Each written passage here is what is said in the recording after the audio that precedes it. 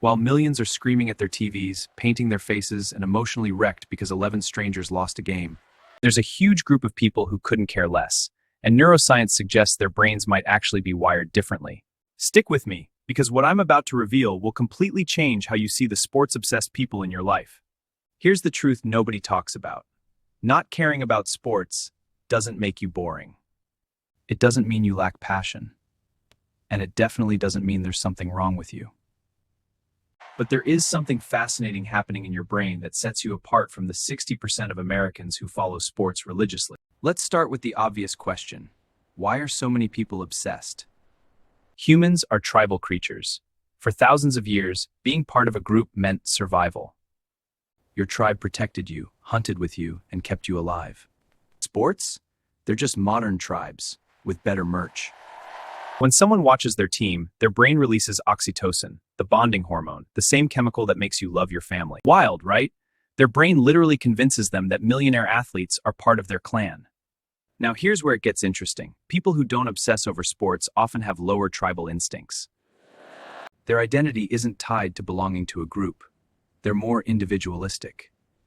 More likely to think, I don't need to belong to something bigger to feel complete. There's research to back this up. A 2019 study found that people with low sports interests show far less us versus them thinking. In other words, they don't automatically dislike the other team just because they aren't on their side. But here's the part that might shock you. What happens in a sports fan's brain during a game borders on addictive. You know that thrill when you're about to open a gift? That's dopamine firing. Sports fans get that hit every single play. Constant microdoses of anticipation and reward. fMRI studies show that watching your team activates the same reward centers as gambling.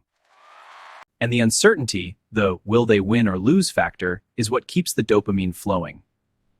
This is intermittent reinforcement, psychology's most addictive reward schedule.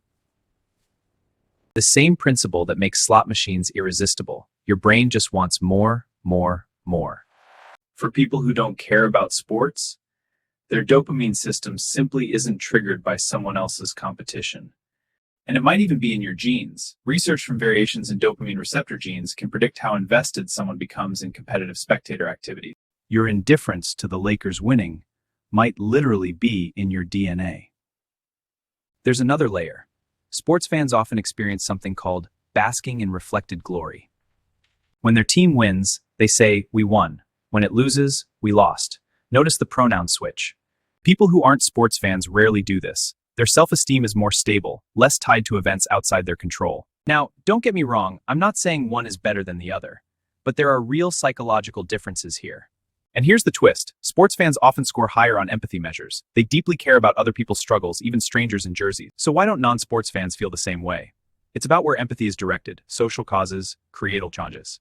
A 2021 study found that people with low sports interests scored higher in openness to experience and love of art and beauty.